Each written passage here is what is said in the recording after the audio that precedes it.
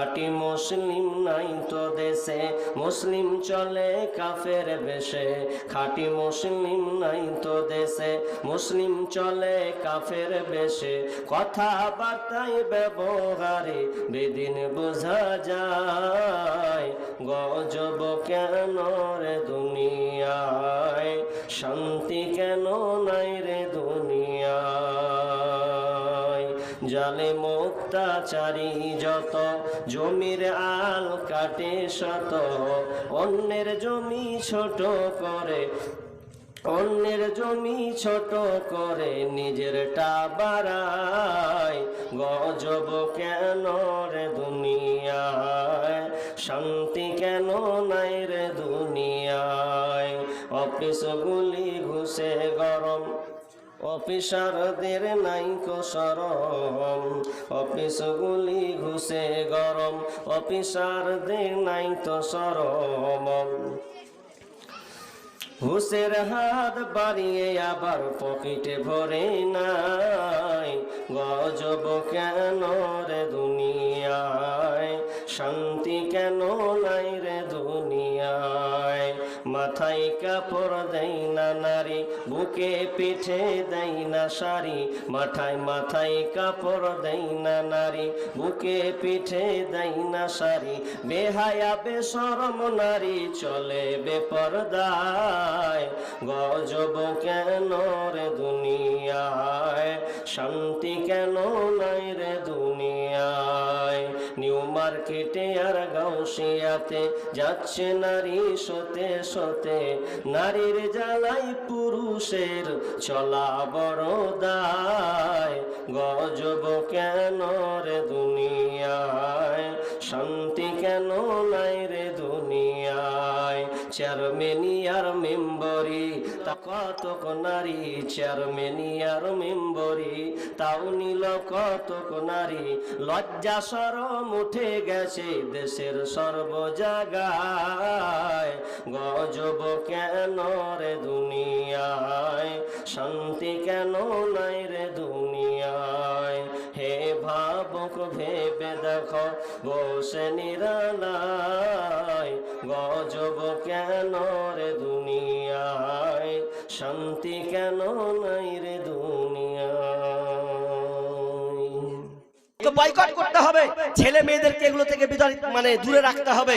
আমি বলছিলাম যে 2 নাম্বার, আপনি পাপীকে আপনি ঠেকান, বলুন তাকে সতর্ক করার জন্য, তখন আপনি গীবত করতে পারবেন।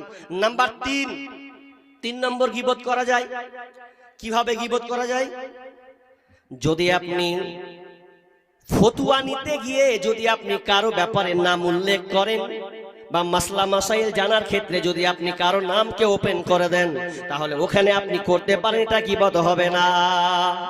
যেমন হিন্দা আবু সুফিয়ানের স্ত্রী বিশ্বনবীর কাছে এসে বলছেন, ইয়া রাসূলুল্লাহ, আমি আপনার কাছে শিকায়াত নিয়ে এসেছি, একটা জিনিস জানতে চেয়েছি। কি জানতেছে বলো? বলছে, আমার স্বামী আবু সুফিয়ান, আমরা সংসার করছি, আমার স্বামী এত কৃপণ, এত কঞ্জুস, এত মাখুশি করছে যে আমাদেরকে ভরণ-পোষণ ঠিক মতন দেয় না, আমাদের অসুবিধা হচ্ছে। তখন বিশ্বনবী বললেন হিন্দারে, এক কাজ করো, তুমি যখন শিকায়াত নিয়েছো স্বামীর ব্যাপারে, তবে শুনে নাও, তুমি তোমার স্বামীর উপার্জিত সম্পদ থেকে, টাকা থেকে কিছু কিছু টাকাকে তুমি নিয়ে নেবে, কিছু কিছু টাকাকে টানবে।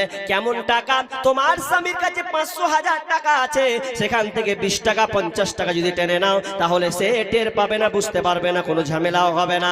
তো হিন্দাকে আল্লাহ শিখিয়ে দিলেন, হিন্দা তুমি এক কাজ করবে, তোমার স্বামীর সম্পদ থেকে কিছু মালগুলোকে টানার চেষ্টা করবে, যাতে ওই টাকাতে তোমার খাবার হয়ে যায়, ওই টাকাতে তোমার যেন চুরি হয়, ওই টাকাতে যেমন তোমার একটা শূন্য হয়, আর কিছু হয়, ছোটখাটো জিনিসগুলো হয়, তাহলে এগুলো তোমার দিয়ে তোমার সংসার চলে যাবে।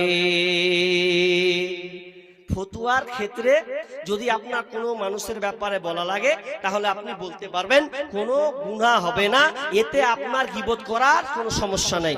আমি চটচট করে বলছি, বেশিক্ষণ বুঝাবো না। কয়টা হলো জি ভাই? 3টা হয়ে গেছে না? নাম্বার 4 নম্বর গীবত করা যাবে ফাসিক ব্যক্তির প্রকাশ্য পাপ বর্ণনা করা যাবে। কোন ফাসিক ব্যক্তি? প্রকাশ্য আপনি জানেন এটা মাতাল, প্রকাশ্য জানেন এটা ডাকাত। যেই ডাকাত রাত হয়ে গেলে রাস্তাতে চুরি করবে, আপনি দুটা লোক আছেন, ওই দুটা লোককে বললেন ভাই খবরদার 10টা-11টার দিকে ওই রাস্তা দিয়ে যাবে না, কারণ আমাদের অমুক এলাকার একটা ডাকাত আছে, ওই ডাকাতটা সব চাইতে বদ। যদি আপনার চোখের সামনে থাকে আপনি দেখিয়ে দিতে পারেন এই লোকটা হচ্ছে বড় ডাকাত, অতএব তুমি এর কাছ থেকে সাবধান থাকবে। এই জন্য আপনি ওর যদি কোনো পাপের কথা বলেন, কোনো খারাপের কথা তুলে ধরেন, তাহলে এতে গীবত করা হবে না।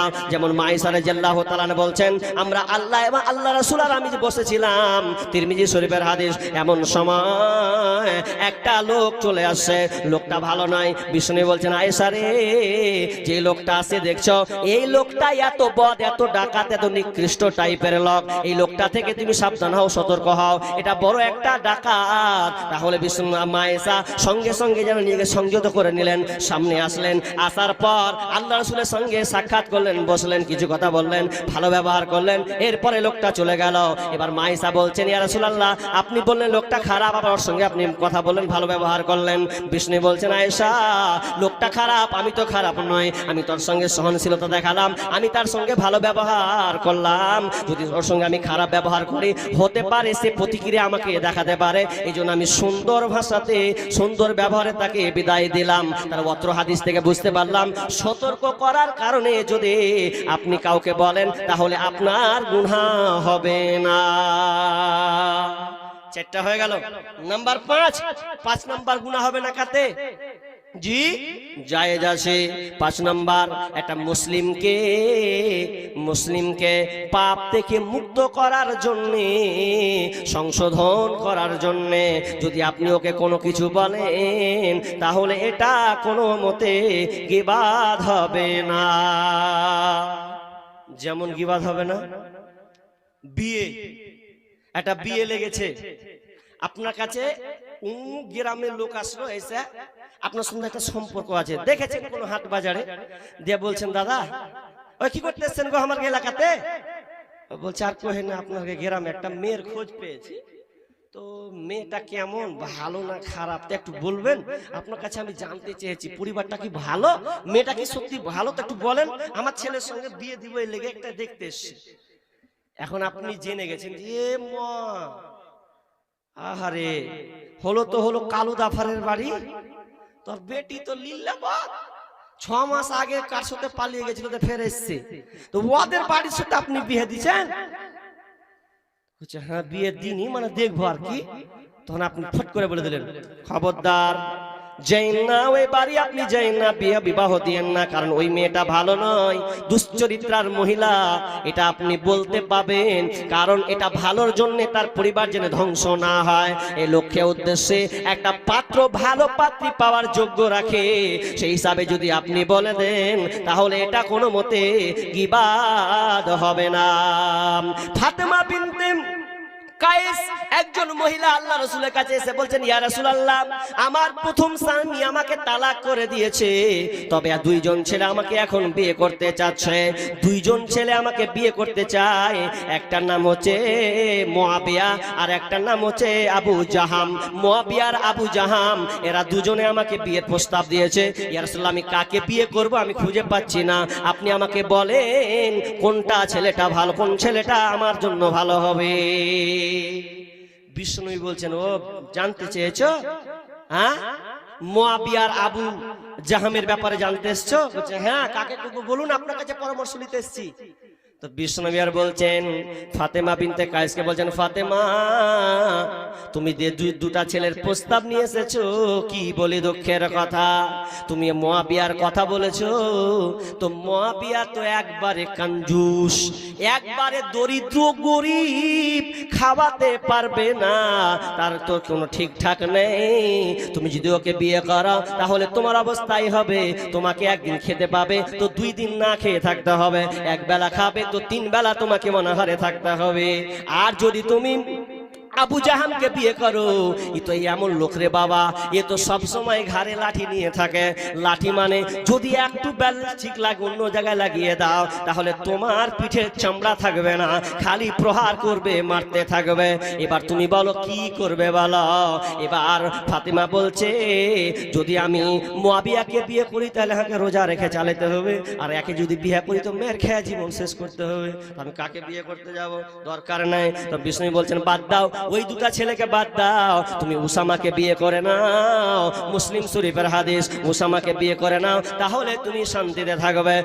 বিশ্বনবীর কথা মতন তিনি উসামাকে বিয়ে করে নিলেন, শান্তির জীবন যাপন তার শুরু হয়েছে। তার মানে আপনাকে বলতে চাইলাম যদি আপনি সতর্কমূলক কাউকে আপনি ঠেকাতে চান তা আপনি পাবেন, কোনো সমস্যা হবে না। কোনো আলেমের কাছে